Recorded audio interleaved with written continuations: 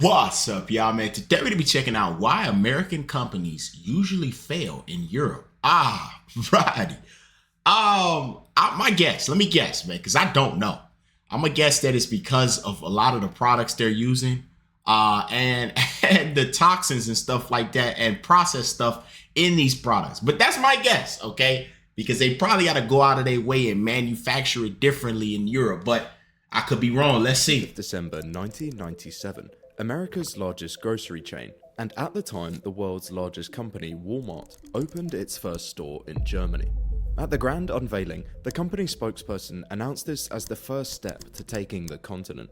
But just 9 years later, after expanding to 85 stores across Germany, Walmart seized all its European operations, reporting losses of more than $1 billion.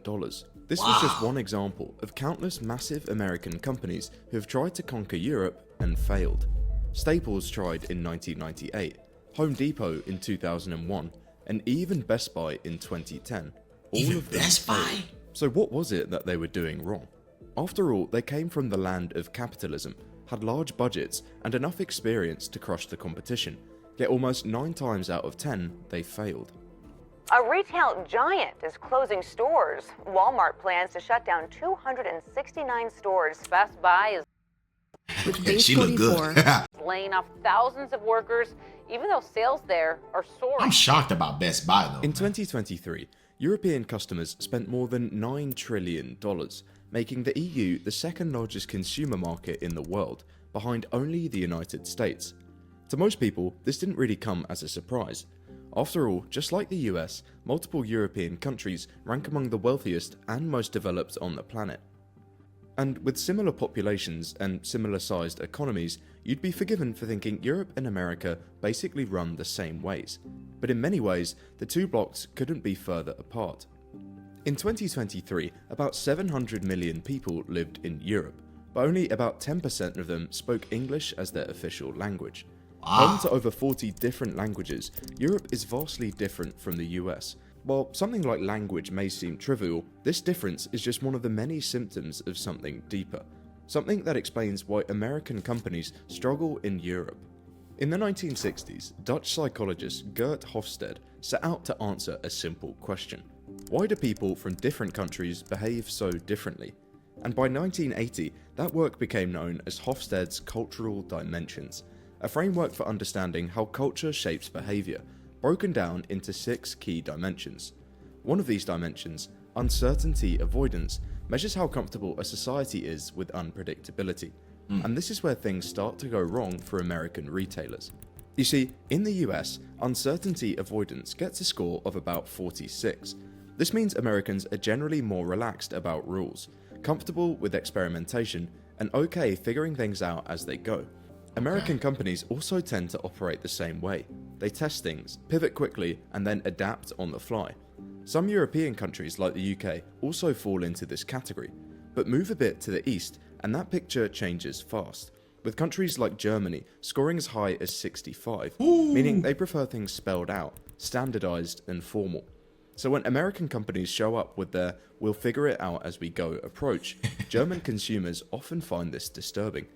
In 1997, Walmart opened its first store in Germany, and just like its US locations, all employees were given the company handbook.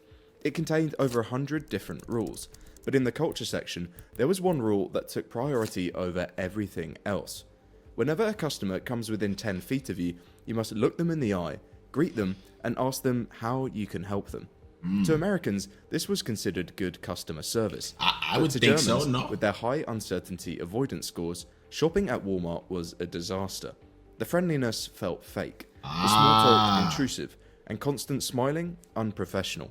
Hey, now that makes me wonder. I don't know if y'all have ever been to do they have a Chick-fil-A over there? But they're like ultra friendly, like weirdly friendly. And a lot of people over here in the US like it. But that, I'm not gonna lie to you, it is most certainly fake.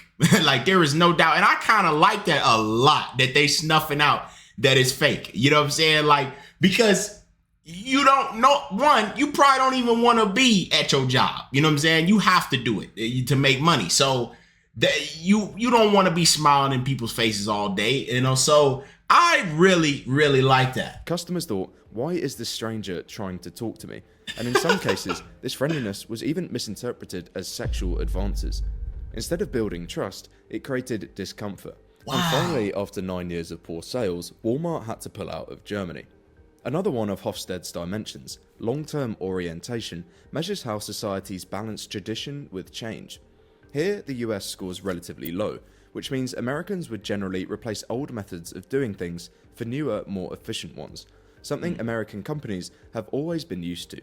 Countries like the UK and Germany, however, which score much higher, tend to value long-standing Germany tradition, is high. established norms, and gradual change. In other words, they don't switch to new ways of doing things just because they're more efficient. And that brings us to Best Buy. In 2010, the American retail giant tried bringing big box stores to the UK. Their pitch? Bulk shopping was way more efficient. In the UK, however, shopping in small quantities had always been the norm, and with their tendency to stick with things like they already used to, Best Buy felt unnecessary.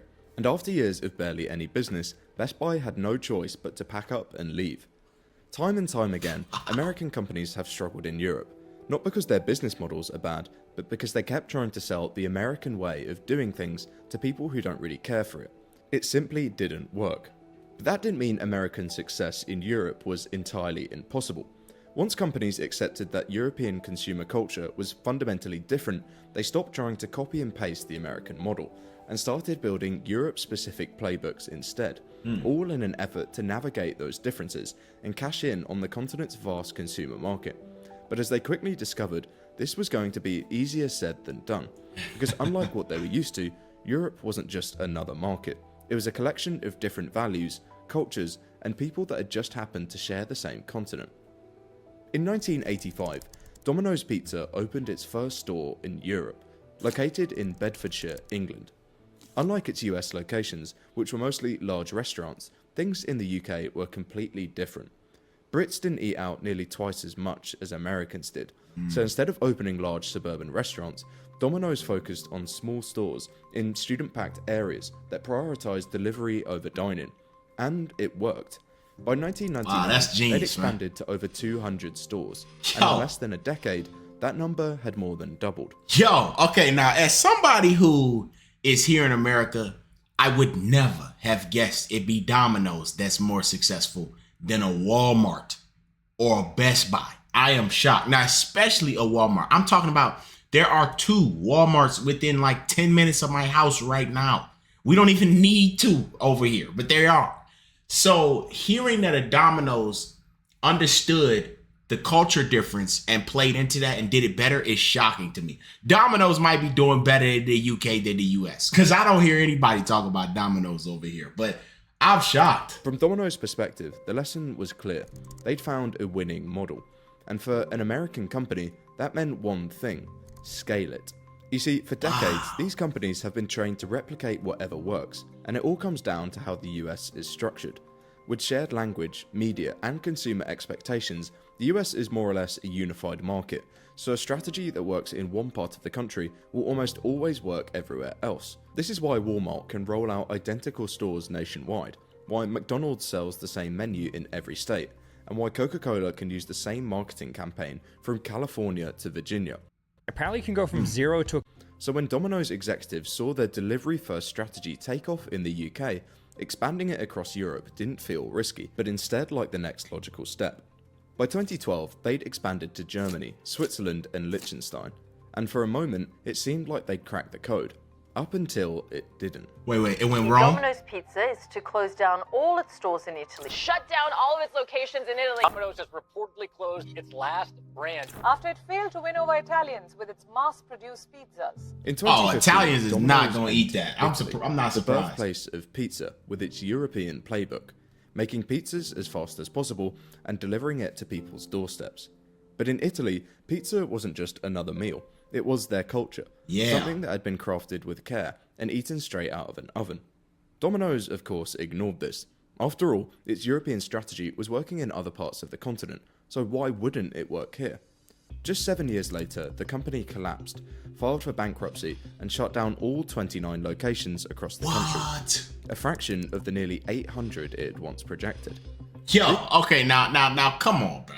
even now I've been to Italy before, okay? Man, I didn't even have to go to Italy to know they're not gonna eat that. Like, come on, bro. Like the pizza there, when I went there, it was authentic. Man, I never had pizza so good in my life, okay? They're not eating that. This is like, that's like, man, that's like scraps to them. I mean, come on. This One Europe strategy isn't exactly unique to Domino's either. In the 1980s, Coors, the American beer company, successfully expanded to the UK with its Turn It Loose advertising campaign. British consumers loved it, so they scaled the campaign to Spain. But when it launched, Turn It Loose was immediately interpreted as a common Spanish expression meaning suffering from diarrhea. And just like that, the brand image was destroyed. Time and time again, American companies have failed in Europe because they underestimate the time, money, and commitment required to succeed there. They treat Europe like the US, a collection of similar markets with minor variations. But in reality, Europe is far too diverse for this logic to work. In other words, a product that sells well, or a marketing campaign that resonates in one European country, won't necessarily work in another, even if they share a border. Many American companies have struggled to adapt to this, and even when they recognize the problem, they often choose to ignore it, because building country-specific strategies is expensive, slow, and difficult to scale. But Europe hasn't responded to this resistance with indifference. As American companies try to force their methods into European markets, Europe pushes back. And in 2024 alone, that pushback cost American companies more than $7 billion. American companies dominate globally, but fail in Europe, and it's not just because of cultural misunderstandings or bad strategies.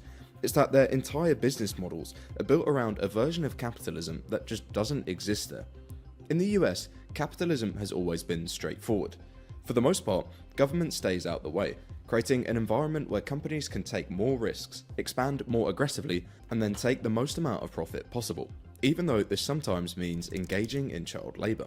In Europe, however, things are a little bit different. Capitalism does still exist, but the government steps in to balance growth against other priorities like worker protections, consumer rights, fair competition, and environmental standards. And even though the amount of regulation in Europe has recently been brought under scrutiny, for American companies this causes massive issues. In 1997, when Walmart entered Germany, it did the same thing that had made it successful in the US. It leveraged its relationship with manufacturers, got massive bulk discounts, and offered customers the lowest prices on the market.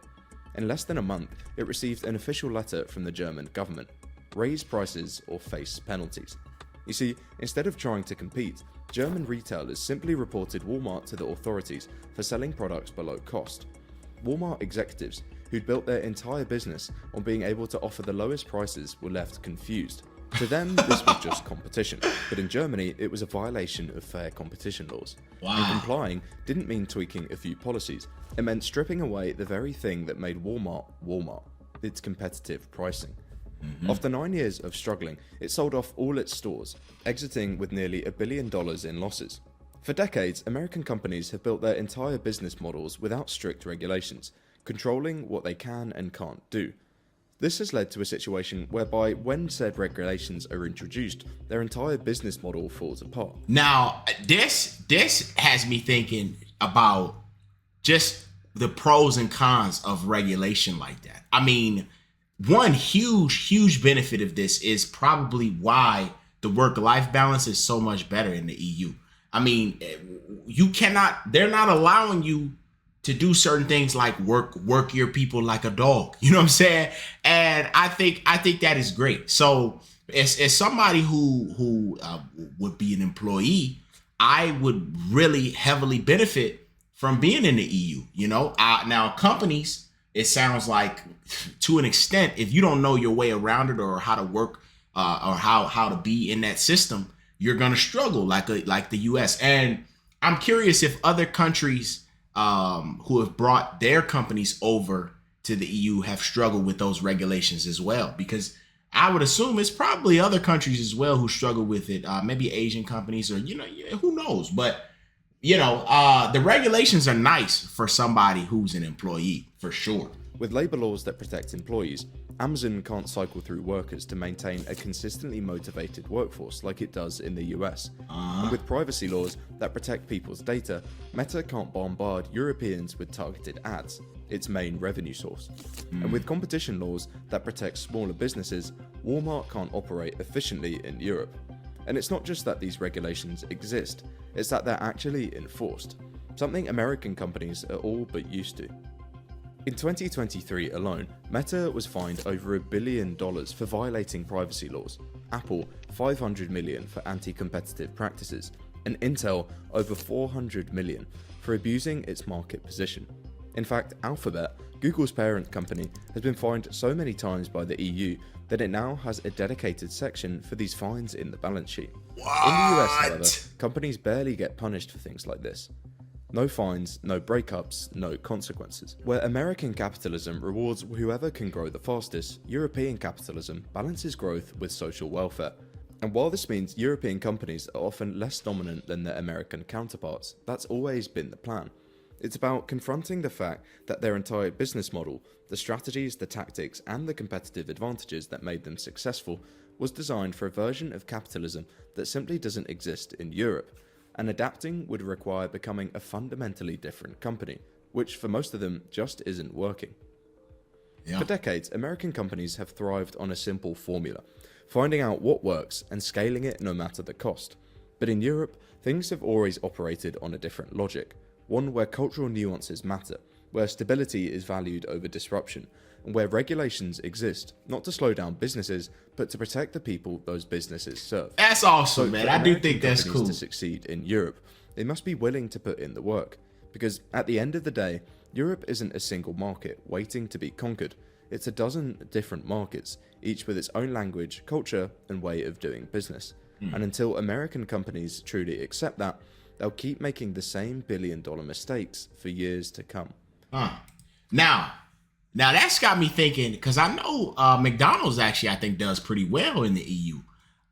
So I want to know, like, specifically, what does a successful company do differently? Like, for example, like a McDonald's, what changes specifically are they making that allow them to succeed in the EU? But I gotta say, man, I thought for a second Domino's had it, man, and it seemed like they did, but yeah, they came crashing and burning too. Once I heard Italy, I was like, no, you're making a huge mistake. But let me know what you guys thought about this. Man, everything about being an employee in the EU just sounds amazing, man. It sounds like they take care of their people over there, man. So hope you guys enjoyed the video. If you did, leave a like. I'm out of here. I love y'all. Peace.